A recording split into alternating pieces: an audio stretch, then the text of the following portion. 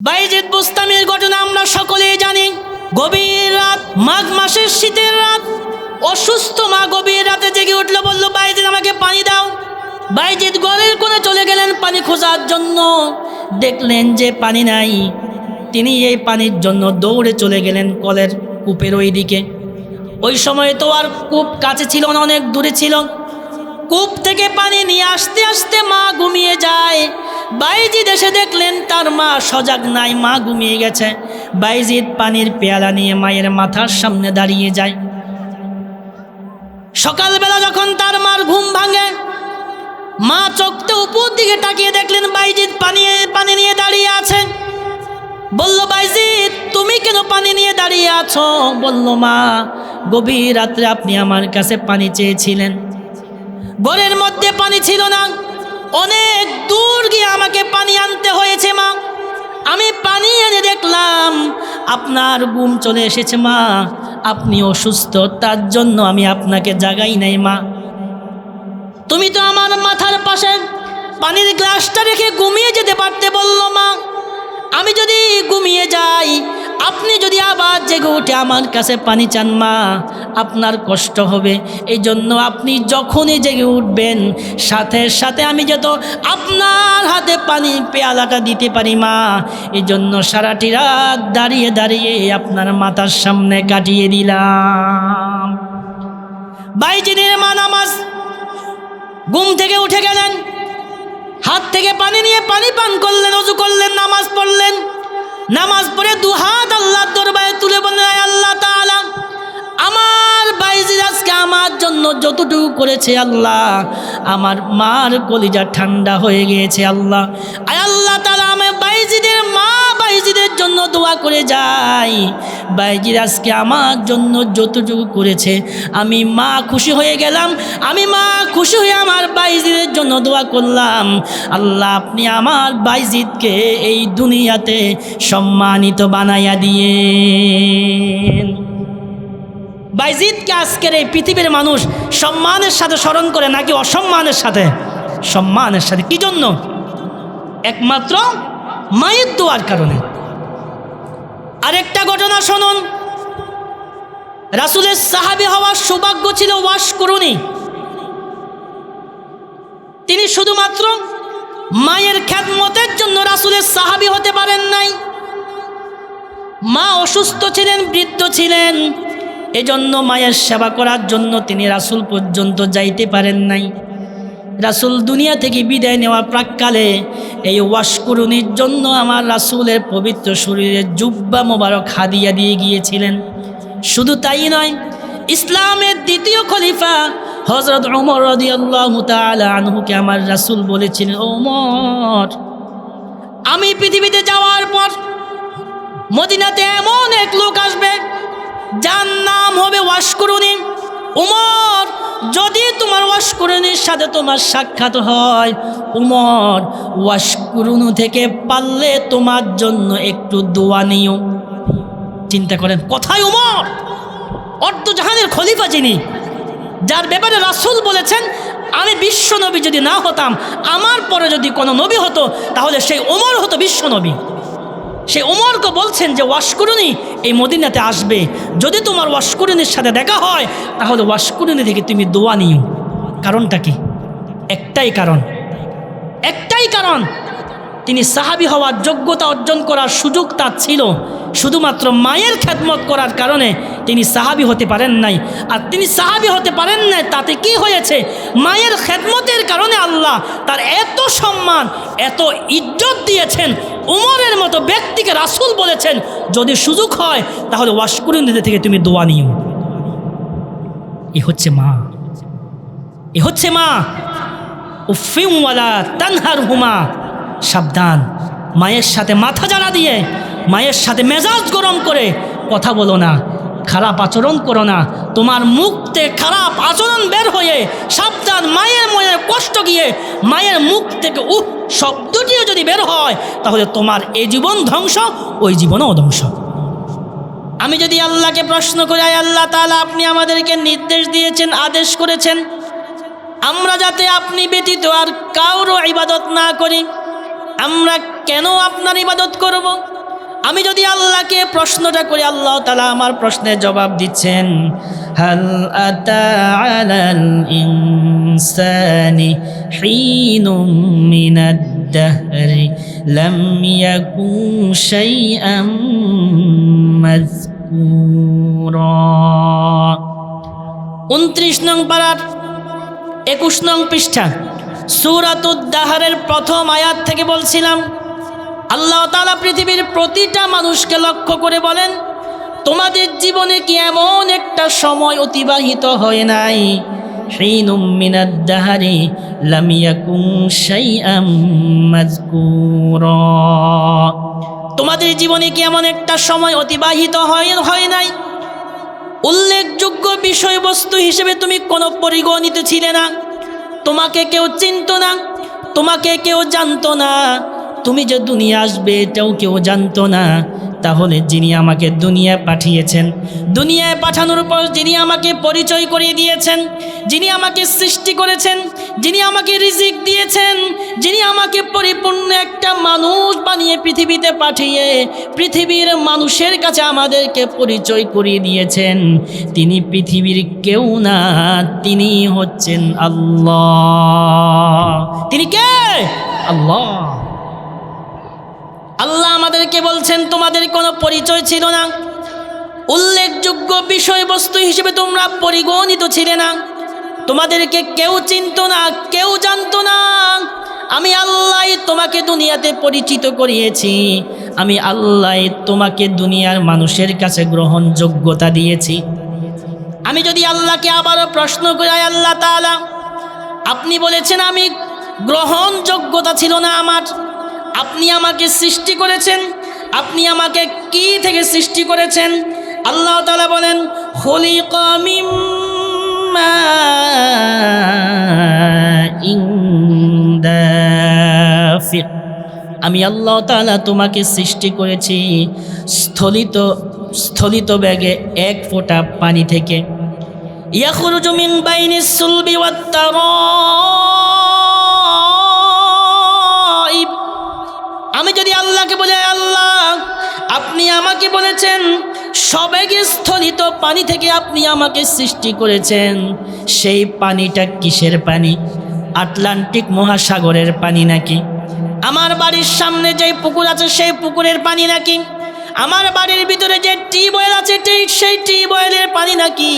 আল্লাহ তাআলা আমার কথার আবারও জবাব দিচ্ছেন, ইয়াখরুজু মিন বাইনিস সুলবি ওয়াত তারাইব, দুনিয়ার কোনো সাধারণ সে পানি নয়, আমি আল্লাহ তোমাকে এমন পানি দিয়ে সৃষ্টি করেছি যেই পানিটা তোমার পিতার পৃষ্ঠপিঞ্জর থেকে বের হয়েছে, আরেকটা পানি তোমার মায়ের বক্ষপিঞ্জর থেকে বের হয়েছে।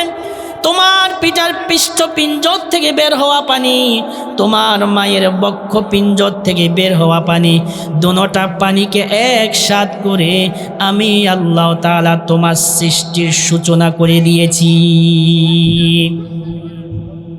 আল্লাহ তাআলা আমাকে আমার পিতার পৃষ্ঠপিঞ্জর থেকে সবেগে নির্গত পানি, আমার মায়ের বক্ষপিঞ্জর থেকে সবেগে নির্গত পানি, দুটোটা পানিকে একসাথ করে আল্লাহ তাআলা অসংখ্য অগণিত শুক্রাণু সেখানে রয়েছে।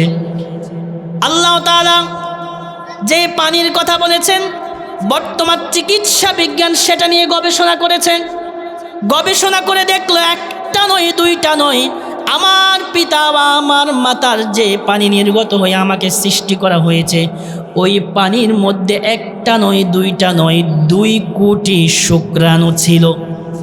কয় কোটি? 2 কোটি। এটা যদি আমি সহজ ভাষায় বলতে যাই, ওই পানিটার মধ্যে 2 কোটি সন্তান ছিল। বর্তমান চিকিৎসা বিজ্ঞানের ভাষায় 2 কোটি সন্তান, চিকিৎসা বিজ্ঞানের ভাষায় সেটা হচ্ছে শুক্রাণু। আর আমাদের সহজীকরণের জন্য বলছি, সেটা হচ্ছে আমি যে আমার মায়ের গর্ভে পৌঁছেছি, আমার সাথে আমার 2 কোটি ভাই বোন একসাথে আমার মায়ের গর্ভে গিয়েছিল। ওইখান থেকে 1,99,99,999টি শুক্রাণুকে ধ্বংস করে একা আপনাকে আল্লাহ দুনিয়ায় আনার সুযোগ করে দিয়েছেন। সুবহানাল্লাহ বলবেন না? 2 কোটি শুকরাণু, চিন্তা করেন আমরা কেন আল্লাহর ইবাদত করব না? 2 কোটি শুকরাণু থেকে আল্লাহ তাআলা 1,99,99,999 শুকরাণুকে আল্লাহ ধ্বংস করে দিয়েছেন। ধ্বংস করে দিয়ে একমাত্র আমি একজন ব্যক্তিকে আল্লাহ তাআলা পৃথিবীতে পাঠিয়েছেন। বলেন তো, আল্লাহ ওই 2 কোটিকে ধ্বংস না করে ওই 2 কোটির মধ্যে আরেকজনকে বাঁচিয়ে আমাকে ধ্বংস করার ক্ষমতা আল্লাহর ছিল কি ছিল না? আল্লাহ ছিল নি? আল্লাহ চাইলে ওই 2 কোটি শুকরাণুর মাঝে আমাকে ধ্বংস করতে পারতেন, আমাকে শেষ করে দিতে পারতেন, কিন্তু আল্লাহ আমাকে ধ্বংস না করে আল্লাহ তাআলা আমার প্রতি দয়া করেছেন, মায়া করেছেন। এজন্য আল্লাহ তাআলা 2 কোটি শুকরাণু থেকে আমাকে আপনাকে বাছাই করে মায়ের গর্ভ থেকে দুনিয়ায় আসার সুযোগ করে দিলেন। কেন আল্লাহর ইবাদত করবেন? এই জন্যই। আরেকটু সামনে যাই, আমরা মায়ের গর্ভে গেছিলাম মাত্র 1 ফোঁটা পানি থেকে 1 ফোঁটা পানি। এই পানি সম্পর্কে আল্লাহ তাআলা অন্য জায়গায় বলেন, আলাম নাখলুকুকুম মিন মাইন মাহিন। ও দুনিয়ার মানুষ, কোন বিষয় নিয়ে তুমি অহংকার করো? আমি আল্লাহ কি তোমাকে তুচ্ছ পানি থেকে সৃষ্টি করি নাই? আল্লাহ আমাকে আপনাকে প্রশ্ন করছেন, কোন বিষয় নিয়ে তুমি অহংকার করো, কোন বিষয় নিয়ে তুমি তাকাব্বুরি করো? মিম্মা ইম্মাহিন, আমি আল্লাহ কি তোমাকে তুচ্ছ পানি থেকে সৃষ্টি করিনি? আল্লাহ আমাকে আপনাকে প্রশ্ন করছেন, বান্দা কেন ইবাদত করবে না? কেন তাকাব্বুরি করো? কেন অহংকারী করো? মিম্মা ইম্মাহিন, তোমার পূর্ব সৃষ্টির দিকে তুমি তাকাও। সম্মানিত কোনো বস্তু থেকে আমি আল্লাহ তোমাকে সৃষ্টি করি নাই, এমন একটা পানি থেকে সৃষ্টি করেছি যেই পানিটা পৃথিবীর কোনো মানুষকে ফ্রিতে যদি দেওয়া হয় সে নিবে না। দুর্গন্ধযুক্ত একটা পানি, এই পানিটা যদি পৃথিবীর কোনো মানুষকে ফ্রিতেও দেওয়া হয় তাহলেও সে নিবে না। এই পানিটাকে আমি আল্লাহ তাআলা তোমার মায়ের জরায়ুর ভিতরে প্রবেশ করে দিয়েছি। 2 কোটি শুকরাণু থেকে তোমাকে আমি আল্লাহ তাআলা বাছাই করে তোমার মায়ের শুকরাণুর ভিতরে ঢুকিয়েছি। শুকরাণুর ভিতরে ঢুকানোর পর 6 দিন পর্যন্ত সেটা ফেনা ছিল, ফেনা। তাফসীরের ভাষায় 6 দিন পর্যন্ত আমরা ফেনা ছিলাম। ফেনা চেনেন তো? সাবান গুললে যেই ফেনা বের হয়, সাগরের কূলে যেই ফেনার স্তূপ হয়ে যায়, সেই ফেনা আমরা 6 দিন পর্যন্ত ফেনা ছিলাম। 6 দিন পরে আল্লাহ তাআলা আমাদের আকৃতি পরিবর্তন করে দেন। 6 দিন পরে আল্লাহ তাআলা আমাদেরকে একটা রক্তের গুল্লা বানিয়ে দেন। 40 দিন পর এই রক্তপিণ্ডটাকে আল্লাহ তাআলা মাংসের একটা টুকরা বানিয়ে দেন। মাংসের টুকরা বানানোর পর আল্লাহ তাআলা আমার এই শরীরের যে জায়গায় যে হাড়ের প্রয়োজন ছিল, কোনো জায়গায় মোটা হাড়ের দরকার, আল্লাহ তাআলা ওই জায়গায় মোটা হাড় বসিয়ে দিয়েছেন। কোনো জায়গায় চিকন হাড় দরকার, আল্লাহ তাআলা আমাকে চিকন হাড় ওই জায়গায় বসিয়ে দিয়েছেন। আমার এই পুরা শরীরে যত কিছু দরকার আল্লাহ তাআলা সমস্ত কিছু আমার এই শরীরে ফিট করে দিয়ে পুরা শরীরের মাঝে মাংস দিয়ে আল্লাহ তাআলা আমাকে একটা পরিপূর্ণ মানুষ বানিয়ে দেন। 4 মাস তথা 120 দিন পর, 120 দিন পর তাফসীর ইবনে কাসির বলছে 120 দিন পর হযরত আব্দুল্লাহ ইবনে মাসউদ থেকে হাদিস, তিনি বলছেন একজন ফেরেশতা আল্লাহ তাআলার দরবারে চলে যায়। আল্লাহ তাআলার দরবারে যাওয়ার পর আল্লাহ তাআলার কাছে দরখাস্ত করে, আয় আল্লাহ তাআলা, অমুক মায়ের গর্ভে একটা সন্তান এসেছে, আজকে 120 দিন তার বয়স হয়েছে, এখন আমি কি করব? আল্লাহ তাআলা 3টা বিষয় তখন লিপিবদ্ধ করে দেন। আপনি যদি দুনিয়ায় আসেন, দুনিয়া হায়াত আপনার কতদিন হবে সেটা মায়ের গর্ভ থাকতে লেখা হয়ে যায়।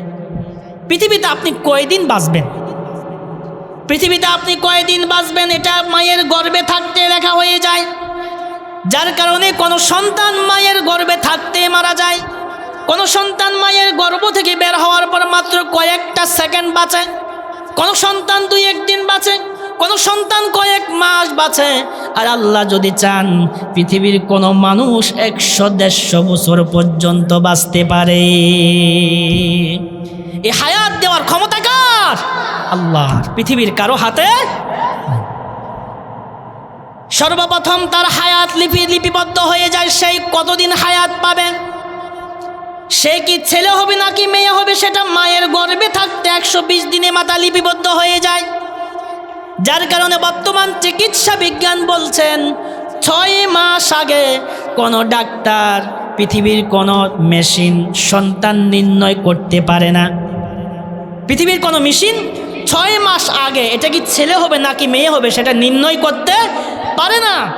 কারণ এটা কি ছেলে হবে না মেয়ে হবে সিদ্ধান্ত দেন কে? আল্লাহ। তার হায়াত কতদিন হবে, সে কি ছেলে হবে নাকি মেয়ে হবে, দুনিয়ায় আসার পর তার রিজিক কতটুকু থাকবে, দুনিয়া আসার পর আপনি পৃথিবীতে কোন দিন কোন জিনিসটা খাবেন, কোন দিন সকালবেলা আপনি কোন নাস্তাটা করবেন, দুপুরবেলা আপনি কি খাবেন, রাত্রে কি খাবেন, এটা পৃথিবীতে আসার পর আপনার পরিশ্রমে অর্জিত হয় নাই। আপনি মায়ের গর্ভে থাকতেই আমার আল্লাহ আপনার রিজিকের ব্যবস্থা করে দিয়েছেন। আমার মায়ের গর্ভে থাকতেই আল্লাহ আপনার রিজিকের ব্যবস্থা করে দিয়েছেন। এরপরে ফেরেশতা আল্লাহর কাছে আরেকটা অনুমতি চায়, আয় আল্লাহ, ওই বান্দা বান্দির 3টা জিনিস তো আপনি লিখে দিলেন, এখন আপনি আমাকে যদি হুকুম দেন তার শরীরের ভিতরে রূহ ঢুকিয়ে দিব, আর যদি হুকুম না দেন তাহলে তাকে মুর্দা বানিয়ে পৃথিবীতে পাঠাবো। এখন বলেন তো আল্লাহ যদি চাইতেন আমাকে আপনাকে মায়ের গর্ভ থেকে মৃত সন্তান বের করার ক্ষমতা আল্লাহর ছিল কি ছিল না? কেন আল্লাহর ইবাদত করবেন? এজন্যই করবেন যিনি আমাকে 2 কোটি শুক্রাণু থেকে আমাকে বাছাই করেছেন, এজন্য আল্লাহর ইবাদত করবেন। যিনি আমাকে মায়ের গর্ভ থেকে জীবিত করে মায়ের গর্ভ থেকে বের করে পৃথিবীর আলো দেখিয়েছেন, এজন্যই তার ইবাদত করবেন। তৃতীয় হচ্ছে, আপনি যে মায়ের গর্ভে 9 মাস 10 মাস আপনি মায়ের গর্ভে ছিলেন, গর্ভে থাকাকালীন আপনার খানার ব্যবস্থা করেছেন কে? আপনার মা, আপনার বাবা, দুনিয়ার ডাক্তার, আমাদের দেশের প্রধানমন্ত্রী, মেম্বার, চেয়ারম্যান, কেউ না। আপনি যখন মায়ের গর্ভে ছিলেন, বর্তমান বিজ্ঞানও সেটা স্বীকার করছে, সন্তান যখন মায়ের গর্ভে থাকে 2টা মাধ্যমে সন্তান খানা খায়। একটা হচ্ছে তার আঙ্গুল। দেখবেন দুনিয়া আসার পর সন্তান আঙ্গুল বেশি চষে, এটা অভ্যাস। এটা কি অভ্যাস? মায়ের গর্ভ থাকতে যখন তার ভিতরে রুটা ফুঁকে দেওয়া হয়, বর্তমান চিকিৎসা বিজ্ঞান বলছেন রুটা পাওয়ার পর সর্বপ্রথম একটা সন্তান তার আঙ্গুলটা তার মুখে ঢুকিয়ে দেয়। মুখে ঢুকিয়ে দেওয়ার পর তার আঙ্গুলটা চুষতে থাকে। চুষার কারণে তার আঙ্গুল থেকে এমন একটা পদার্থ বের হয় যেটা পৃথিবীতে খানা খেলে যে উপকার হতো, সন্তানের হাতের ভিতর থেকে একটা পদার্থ বের হয় যে পদার্থটার কারণে সন্তানের খানার কাজ দিয়ে দেয়।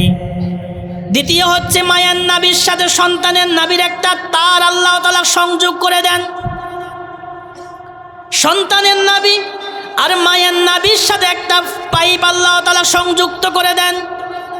সন্তান গর্ভে যাওয়ার পর মায়ের মাসিক অসুস্থতাকে আল্লাহ তাআলা বন্ধ করে দিয়ে মায়ের রক্ত খাইয়ে তিল তিল করে আল্লাহ তাআলা আমাকে আপনাকে বড় করেছেন। এখান থেকে বর্তমান বিজ্ঞান একটা শিক্ষা বের করেছে, রাসূলের একটা সুন্নাহ। আমরা যখন খানা খাই, খানা খাওয়ার পরে প্লেটটা সুন্দর করে খাওয়া হচ্ছে রাসূলের সুন্নাহ। এটা কি সুন্নাহ? আঙ্গুলগুলো চেটে খাওয়াও রাসূলের সুন্নাহ। বিজ্ঞান চিন্তা করলো আঙ্গুল কেন চেটে খাবে? এটা তো একটা অসামাজিক কাজ, এটা দেখতেও তো খারাপ লাগে। বিজ্ঞান এটা নিয়ে গবেষণা শুরু করলো যে রাসূল কেন বলছে আঙ্গুল চাটতে। বিজ্ঞান দেখলো খানার পরে আমরা যখন আঙ্গুল চেটে খাই, আঙ্গুল চেটে খাওয়ার ফলে আমাদের আঙ্গুলের মাঝে অসংখ্য ছিদ্র আছে। এই ছিদ্রগুলো দিয়ে এমন কিছু পদার্থ বের হয় যে পদার্থগুলো আমার পেটে যাওয়ার পরে আমার খানাগুলো হজম করতে সাহায্য করে। আল্লাহু আকবার। তাহলে আমার মায়ের পেটে আমার খানার জন্য কোনো চিকিৎসা বিজ্ঞান সাহায্য করে নাই, কোনো চিকিৎসা বিজ্ঞান আমার জন্য আমার মায়ের পেটে খাদ্য পাঠায় নাই, দুনিয়ার কোনো প্রধানমন্ত্রী আমার জন্য খানা পাঠায় নাই। কি জন্য আল্লাহর ইবাদত করবেন? এই জন্যই করবেন যিনি আমার মায়ের পেটে 9 মাস থেকে 10 মাস পর্যন্ত আকস্মিকভাবে আল্লাহর পক্ষ থেকে খানা পাঠিয়ে যিনি আমাকে বাঁচিয়ে রেখেছেন। এই জন্যই আল্লাহর ইবাদত করা লাগবে। চতুর্থ হচ্ছে, আমি যখন পৃথিবীতে আসলাম, পৃথিবীতে আসার পর আমার এই মুখে দাঁত ছিল না, দুনিয়ার খানাগুলো খাওয়ার মতো কোনো ক্ষমতা আমার ছিল না। দেখেন রব কাকে বলে। কেন আল্লাহর ইবাদত করবেন শুনে নেন, কেন আল্লাহর ইবাদত করবেন শুনে নেন। দুনিয়ায় আসার পর আমার মুখে দাঁত ছিল না, দুনিয়ায় খানা খাওয়ার মতো কোনো অবস্থা আমার ছিল না। আমি পৃথিবীতে আসার পর 1 দিন নয় 2 দিন নয়, পৃথিবীতে আসার আগে কমপক্ষে 6টি মাস আগে আমার আল্লাহ তাআলা আমার মায়ের বুকের মধ্যে আমার জন্য খানা প্রস্তুত করে রেখে দিয়েছেন। ওই খানার অবস্থাটা দেখেন। মায়ের বুকে আল্লাহ তাআলা যে খানা আমার জন্য প্রস্তুত করে রেখেছেন, ওই খানাটা আল্লাহ তাআলা অতিরিক্ত গরম করেন নাই। যদি আল্লাহ তাআলা অতিরিক্ত গরম করে দিতেন তাহলে আমার গলাটা পুড়ে যেত, আমার পাকস্থলী নষ্ট হয়ে যেত, আমার খানাগুলো হজম হতো না, আমি অসুস্থ হয়ে যেতাম, আমি আর বেড়ে উঠতে পারতাম না। এই জন্য আল্লাহ তাআলা সেটা অতিরিক্ত গরম করেন নাই। আল্লাহ তাআলা আমার মায়ের বুকের দুধের মধ্যে সামান্য একটু মিষ্টি দিয়েছেন, অতিরিক্ত মিষ্টি দেন নাই। অতিরিক্ত মিষ্টি যদি আল্লাহ দিতেন তাহলে কিছুদিন পর সেটা আর খাওয়ার মতো কোনো রুচি আমার থাকতো না। আল্লাহ তাআলা আমার মায়ের বুকের বোটার মধ্যে একটা ছিদ্র দেন নাই। যদি একটা ছিদ্র দিতেন, একটা ছিদ্র দিয়ে বেশি দুধ বের হয়ে আমার গলাটা বন্ধ হয়ে যেত, আমি মা মরে যাওয়ার উপক্রম হতো। দেখেন আল্লাহর ইবাদত কেন করবেন? আমার এই শরীরের জন্য যতটুকু তাপমাত্রা প্রয়োজন, আমার মুখে স্বাদ লাগার জন্য যতটুকু মিষ্টির প্রয়োজন, আমার এক টানের সাথে যতটুকু দুধ গেলে আমি সহজভাবে কিনতে পারবো, এই জিনিসগুলোর অ্যারেঞ্জমেন্ট যিনি করলেন তিনি হচ্ছেন আমার রব। কিছুদিন যাওয়ার পর আমার মায়ের বুকের দুধ আবার আমার পরিতৃপ্ত হচ্ছে না, আমার দুনিয়ার খানারও প্রয়োজন। আমরা এখানে যারা আছি দুনিয়া, আমরা কেউ মুখে দাঁত নিয়ে জন্মগ্রহণ করি নাই। 1 থেকে 1.5 বছর পর আমাদের মুখে দাঁত আল্লাহ দিয়েছেন। এখানে যারা আছেন বলেন তো আমাদের মুখে কোন দাঁতগুলো কেমন প্রয়োজন? এই জিনিসগুলা লেখে দাঁতের জন্য আল্লাহর কাছে কোনোদিন দরখাস্ত করেছেন নাকি? করেছেন কোনোদিন? করেন না। তিনি হচ্ছেন রব, তিনি হচ্ছেন রব। বান্দার যখন যে অবস্থায় যত কিছুর প্রয়োজন হয় তখন সে অবস্থায় না চাইতেই বান্দার জন্য যিনি পাঠিয়ে দেন তিনি হচ্ছেন রব। আমার দুনিয়ার খানার প্রয়োজন হলো, এখন যদি আমি দুনিয়ার খানা খেতে যাই আমার দাঁতের প্রয়োজন, আমি আল্লাহর কাছে দরখাস্ত করা লাগে নাই। কোন জায়গায় কিরকম দাঁত প্রয়োজন, কোন সাইডে কোন সাইজের দাঁত প্রয়োজন, এটাও আমি আল্লাহকে বলি নাই। আমার যে জায়গায় যেই রকম দাঁতের প্রয়োজন আল্লাহ তাআলা ওই জায়গার মাঝে ওই রকম দাঁতে আল্লাহ তাআলা বসিয়ে দিয়েছেন। ওই রকম দাঁত বসিয়ে দিয়ে দুনিয়ার খানাগুলো খাওয়ার মাধ্যমে আল্লাহ তাআলা আমাকে ধীরে ধীরে বড় করতে লাগলেন। এতক্ষণ যাই কিছু বললাম, এত কিছু বলার একটাই উদ্দেশ্য, সেটা হচ্ছে আমরা আল্লাহর ইবাদত কেন করব। এতক্ষণ যাই বললাম, এই কথাগুলো বুঝার পর চিন্তা করেন এবারে আল্লাহর ইবাদত করার দরকার আছে না নাই? আছে না নাই? আল্লাহ যদি চাইতেন আমাদেরকে মায়ের গর্ভে শেষ করে দিতে পারতেন। আল্লাহ যদি চাইতেন মায়ের গর্ভ থেকে আমাদেরকে মৃত বের করে আনতে পারতেন। আল্লাহ যদি চাইতেন আমাদেরকে পৃথিবীতে বোবা বানিয়ে পৃথিবীতে পাঠাতে পারতেন। আল্লাহ যদি চাইতেন আমাদেরকে অন্ধ বানিয়ে পৃথিবীতে পাঠাতে পারতেন। আল্লাহ যদি চাইতেন আমাদেরকে ল্যাংড়া বানিয়ে পৃথিবীতে পাঠাতে পারতেন। এই ক্ষমতা আল্লাহ ছিল কি ছিল না? বলেন, ছিল কি ছিল না? আগে ছিল, এখন আছে নাকি? এখনও আছে, ভবিষ্যতে থাকবে। তাহলে আমাদের প্রথম প্রশ্ন ছিল আমরা কেন আল্লাহর ইবাদত করব? উত্তর পেয়েছেন তো? এই সামান্য সময় আমরা যতটুকু চাইলাম আল্লাহ আমাদেরকে অতটুকু বুঝার তৌফিক দান করুন, বলি আমিন। এবং আল্লাহর ইবাদত কেন করব এটা বুঝেছেন তো ইনশাআল্লাহ। দ্বিতীয় প্রশ্নে আসেন। দ্বিতীয় প্রশ্নে আল্লাহ তাআলা বলছেন ওয়াবিল ওয়ালিদাইনি ইহসানা, বান্দা আমার ইবাদত করার পর তোমার মা তোমার বাবার সাথে উত্তম ব্যবহার করো। এখানেও আমার সেম প্রশ্ন, আল্লাহ আপনার ইবাদত কেন করব সেটার উত্তর পেলাম এতক্ষণ কথার পর। আপনার ইবাদতের পর আপনি আমাদেরকে বলেছেন মা এবং বাবার সাথে উত্তম আচরণ করতে, সেটা কেন করব? এ প্রশ্ন আসে না আমাদের? আমি যদি আল্লাহকে প্রশ্ন করি আল্লাহ তাআলা এটা কেন করব, আল্লাহ তাআলা সেম কথাটা আমাকে অন্য জায়গায় বলছেন ওয়াওয়াসাইনাল ইনসানা বিওয়ালিদাইহি ইহসানা, তারা যাতে তাদের পিতা এবং মাতার সাথে সৎ আচরণ করে, উত্তম আচরণ করে। আমি আল্লাহকে বললাম আল্লাহ আপনার ইবাদত করব সেটা না হয় বুঝলাম, কিন্তু আমার মা আমার বাবার সাথে আমি কেন সৎ আচরণ করব আপনি আমাকে একটু জানান। আল্লাহ তাআলা আমার কথার জবাব দিচ্ছেন হামালাতুহু উম্মুহু ওয়াহনান আলা ওয়াহনিন। হামালাতুহু উম্মুহু, তোমার মা তোমাকে গর্ভে ধারণ করেছেন। কেমনভাবে গর্ভ ধারণ করেছেন? ওয়াহনান আলা ওয়াহনিন, কষ্টের পর কষ্ট করেন। এখানে একটু লক্ষ্য করুন, আল্লাহ তাআলা এখানে শুধু কষ্টের কথা বলেন নাই, আল্লাহ তাআলা এখানে বলছেন ওয়াহনান আলা ওয়াহনিন, কষ্টের পর কষ্ট করে। শুধু তোমাকে গর্ভে ধারণ করতে একবার যে কষ্ট হয়েছে তা না, গোটা 10টি মাস, গোটা 10টি মাসের প্রতিটা দিন তোমাকে গর্ভে ধারণ করতে তোমার মায়ের কষ্ট হয়েছে। ওয়াহনান আলা ওয়াহনিন, কষ্টের পর কষ্ট, শুধু কষ্ট না। আমার মা আমাকে কিভাবে গর্ভে ধারণ করেছেন? যেই দিন আমি আমার মায়ের গর্ভে গিয়েছিলাম, মায়ের প্রথম কষ্টটা দেখুন। যেই দিন আমি আমার মায়ের গর্ভে গিয়েছিলাম তারপর থেকে আমার মা প্রথম কয়েক মাস খানা খাইতে পারেন নাই। খানা না খাওয়ার কারণে মায়ের মুখটা শুকিয়ে যায়, শরীরটা শুকিয়ে যায়। পরিবারের সকল মানুষকে মা খাইয়ে বিদায় করে দেয়, পরিবারের প্রতিটা মানুষকে মা খাইয়ে দেয়। প্রত্যেকটা মানুষ খানা খেয়ে তার গন্তব্যস্থলে পৌঁছে যায়, জায়গায় চলে যায়। অভাগিনী মা যখন খানাটার সামনে নিয়ে বসে, সন্তান পেটে থাকার কারণে, অসুস্থতার কারণে দুঃখিনী মা একটা লোকমা পর্যন্ত তার মুখে দিতে পারে না।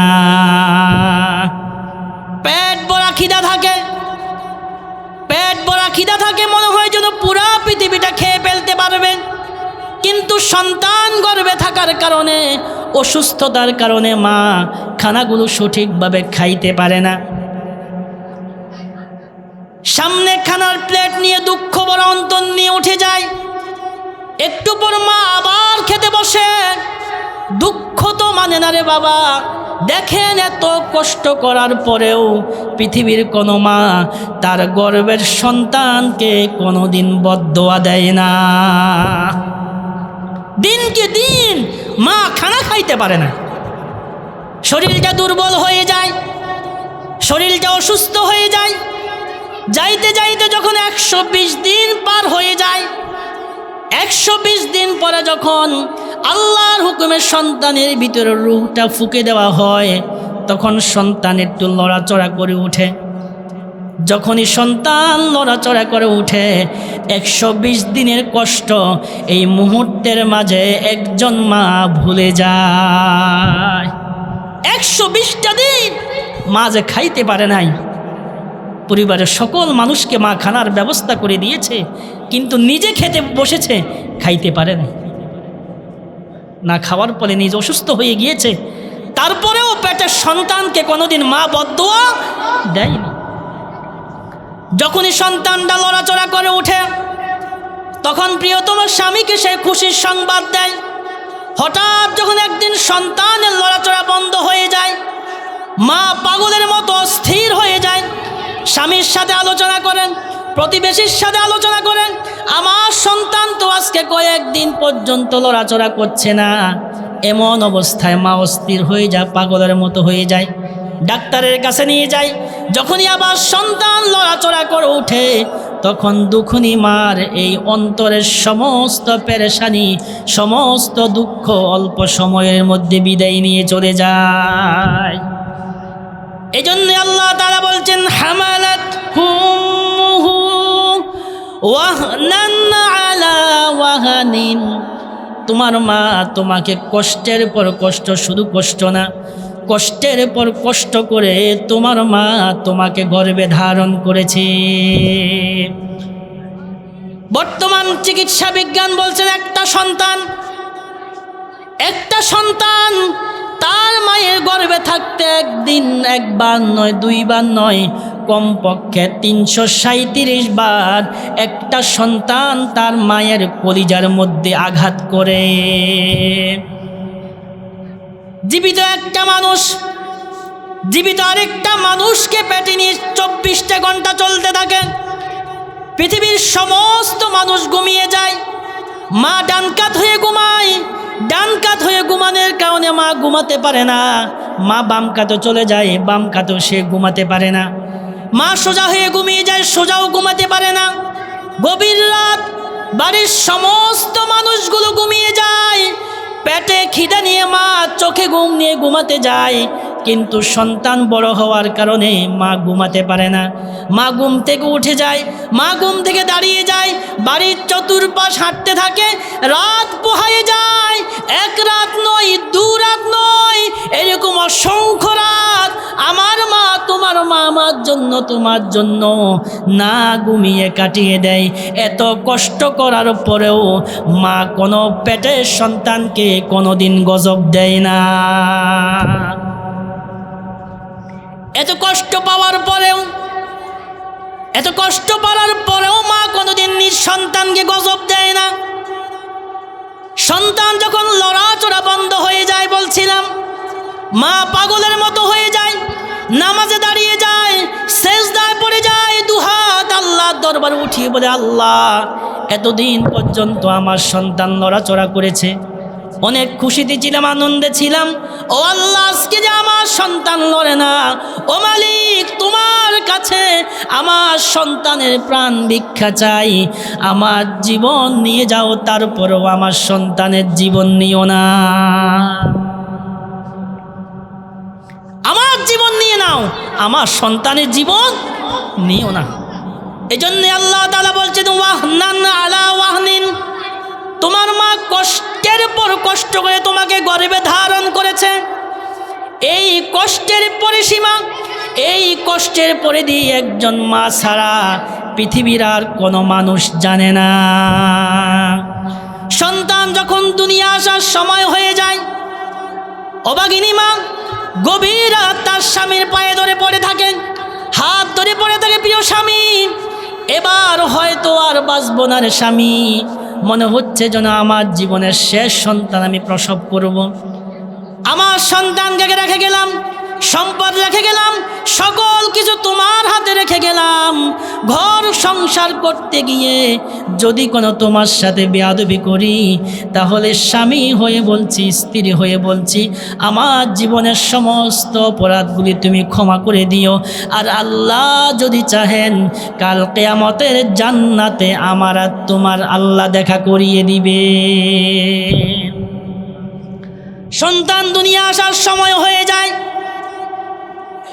সন্তান দুনিয়া আসার সময় হয়ে যায়, আত্মীয় স্বজন সকলে আনন্দ আত্মহারা থাকে, কিন্তু অভাগিনী মার যে কত কষ্ট হয়, একটা সন্তানকে দুনিয়া দেখাতে গিয়ে একটা মায়ের যে কত কষ্ট হয়, এটা শুধুমাত্র অভাগিনী মা ছাড়া পৃথিবীর কোনো মানুষ আর বোঝা সম্ভব নয়। এত কষ্ট পাওয়ার পরেও সন্তান যখন দুনিয়া আসে, একজন মা কিছুই চায় না, বলে আমার সন্তানকে আমার কোলে দাও, আমার সন্তানকে আমার কোলে দাও।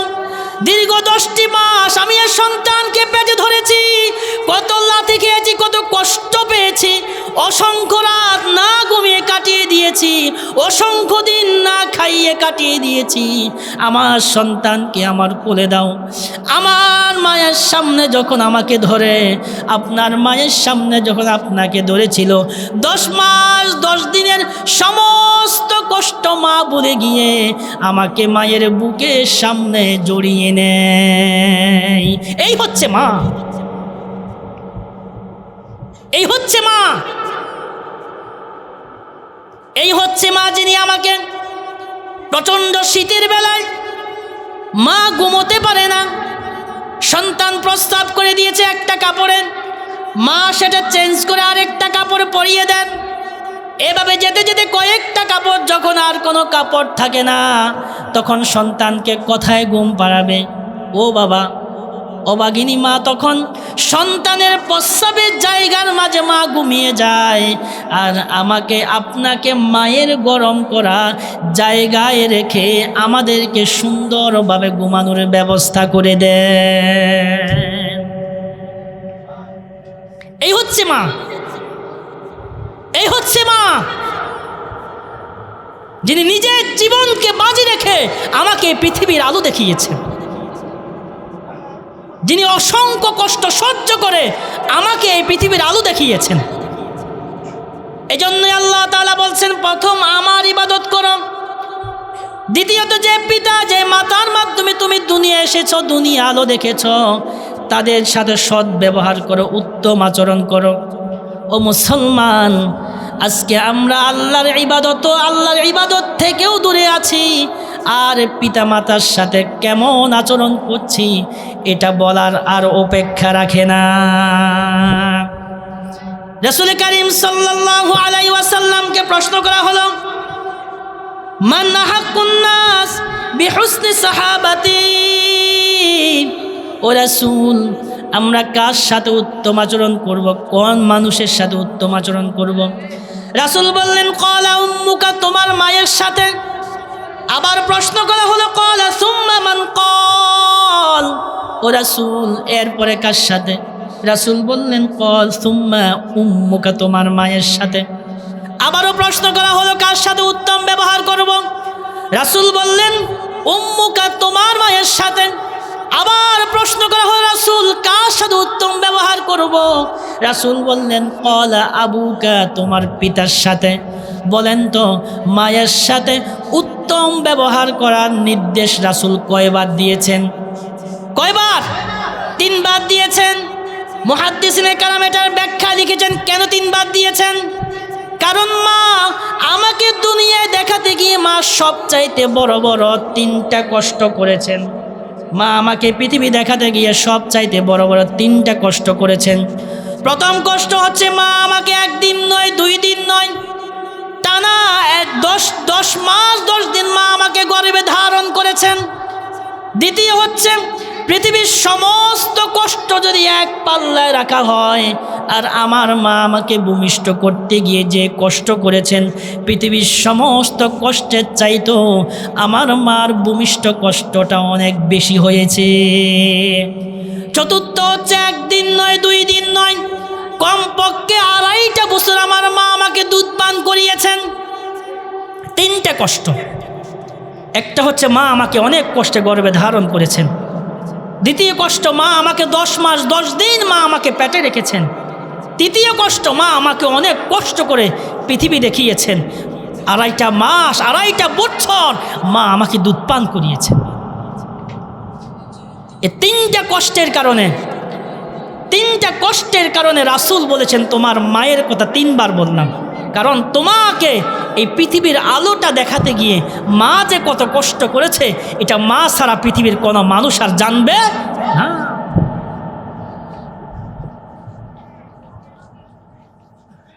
এজন্যই আল্লাহ তাআলা বলেছেন প্রথমে আমার ইবাদত করো, দ্বিতীয়ত যাদের মাধ্যমে তুমি পৃথিবীতে এসেছো তাদের সাথে উত্তম আচরণ করো। আমি যদি আল্লাহকে প্রশ্ন করি, আল্লাহ তাআলা আপনার সাথে ইবাদতের সময়টা আমরা জানি 5টা ওয়াক্ত নামাজ আদায় করা, প্রতিটা জীবন আমার পুরাটা জীবন আপনার কোরআন অনুযায়ী চালানো, কিন্তু আমরা আমাদের পিতামাতার সাথে কখন ভালো আচরণ করব? আল্লাহ তাআলা আমাকে সেই কথাটাও জানাচ্ছেন, ইম্মা ইয়াবলুগান্না ইনদাকাল কিবারা আহাদুহুমা আও কিলাহুমা ফালা তাকুল লাহুমা উফফিন ওয়ালা তানহারহুমা ওয়া কুল লাহুমা কওলান কারীমা। ও দুনিয়ার মানুষ, প্রথম হচ্ছে আমি আল্লাহর ইবাদত করো, দ্বিতীয় হচ্ছে তোমার পিতামাতার সাথে সৎ আচরণ করো। কখন করবা? ইম্মা ইয়াবলুগান্না ইনদাকাল কিবার, যখন তারা বৃদ্ধ হয়ে যায়। ইম্মা ইয়াবলুগান্না ইনদাকাল কিবার আহাদুহুমা, যখন তোমার পিতামাতা বৃদ্ধ অবস্থায় চলে যায়। আমরা যখন শিশু ছিলাম আমরা মায়ের কাছে খানা চাইতে পারতাম না। গভীর শীতকালে যখন প্রস্রাব করে দিতাম, আমরা যে প্রস্রাব করে ঠান্ডার মাঝে ঘুমিয়ে আছি সেটাও মাকে বলতে পারতাম না। তাহলে মা কিভাবে বুঝতেন? শুধুমাত্র কান্নার কারণে মা বুঝতেন। আল্লাহ তাআলা আমাদেরকে এটাই বোঝাচ্ছেন, বান্দা তুমি যখন অপ্রাপ্ত বয়স্ক ছিলে, ছোট ছিলেন, তোমার মা তোমার বাবা তোমাকে যেভাবে যত্ন করে, মা কষ্ট পেয়েছে তারপরেও তোমাকে কষ্ট পেতে দেয় নাই। বাবা কষ্ট পেয়েছে তারপরেও তোমাকে কষ্ট পেতে দেয় নাই। আমরা এমনও দেখেছি বাবার পায়ে ছিঁড়া জুতা, গায়ের মধ্যে ছিঁড়া জামা, কিন্তু সন্তানকে কোনোদিন বাবা ছিঁড়া জামা পরতে দেয় না। সন্তানকে কোনোদিন বাবা ছিঁড়া জামা পরতে দেয় না।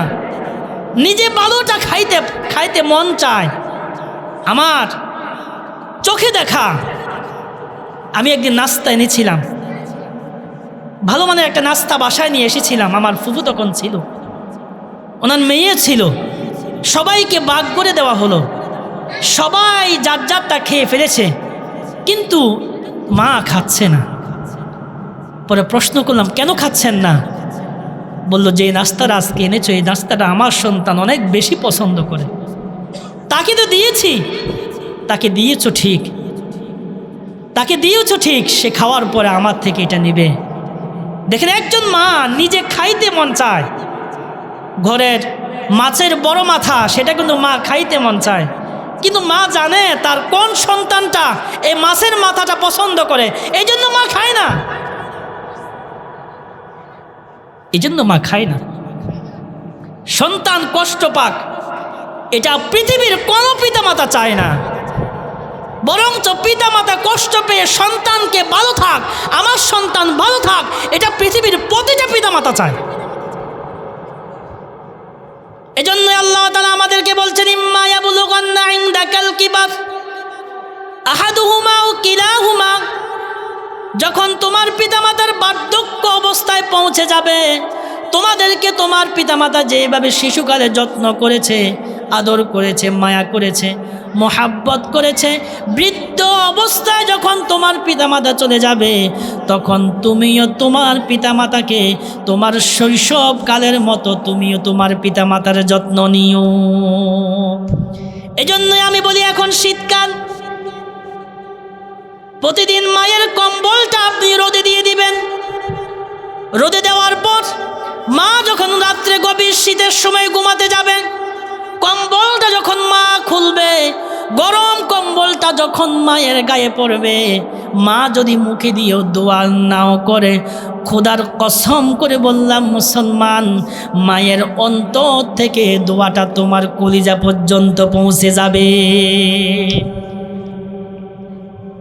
এই জন্য রাসূল বলেছেন হুমা জান্নাতুকা ওয়া নারুকা, হুমা জান্নাতুকা ওয়া নারুকা। তোমার মা তোমার বাবা তোমার জান্নাত, তোমার মা তোমার বাবা তোমার জন্য জাহান্নাম। রিদার রব্বি ফি রিদাল ওয়ালিদাইন ওয়া সাখাতার রব্বি ফি সাখাতাল ওয়ালিদাইন। রাসূল বলছেন যে ব্যক্তির প্রতি তার আব্বা আম্মা খুশি, ওই ব্যক্তির উপর আব্বা আম্মা খুশি হওয়ার কারণে স্বয়ং আল্লাহ রব্বুল আলামিনও তার প্রতি খুশি হয়ে যায়। ওয়া সাখাতার রব্বি ফি সাখাতাল ওয়ালিদাইন। কোন ব্যক্তির প্রতি যদি তার আব্বা আম্মা অসন্তুষ্ট থাকে, তাহলে আব্বা আম্মার অসন্তুষ্টির কারণেই আল্লাহ নিজেও তার প্রতি অসন্তুষ্ট হয়ে যায়। আপনি সন্তান নিয়ে খেতে পারেন, স্ত্রী নিয়ে খেতে পারেন, কিন্তু যখনই মার পালা আসে, তখনই বাবার পালা আসে, তখন বলে না আমার সামর্থ্য নাই। আরে পোড়া কপাল, পোড়া কপাল। মায়ের বেলা আসলে সব ভাগ, বাবার বেলা আসলে সব ভাগ। আমি আমার বাপ চাচাদের কথা বলি, আমার প্রত্যেকটা চাচা প্রত্যেকটা জ্যাঠার আমার আব্বারও কথা ছিল আমার মার কোনো ভাগ নাই, কোনো ভাগ নাই। যখন যে করে চাইবে তখনই সেই করে যাবে। মায়ের বেলা কোনো ভাগ নাই, কারণ মা যখন তোমাকে গর্ভে নিয়েছে তখন কি মা কি ভাগ করেছিল নাকি? ভাগ করে নাই। আজকে যে স্ত্রীর কথায় তুমি তোমার মায়ের মনে কষ্ট দিচ্ছ, খোদার কসম করে বলি যে স্ত্রীর কথা তুমি তোমার মায়ের মনে কষ্ট দিচ্ছ, একদিন সেই স্ত্রী তোমার মনে কষ্ট দিবে, সেই দিন আর দুঃখ বলার মতো জায়গা পাবে না।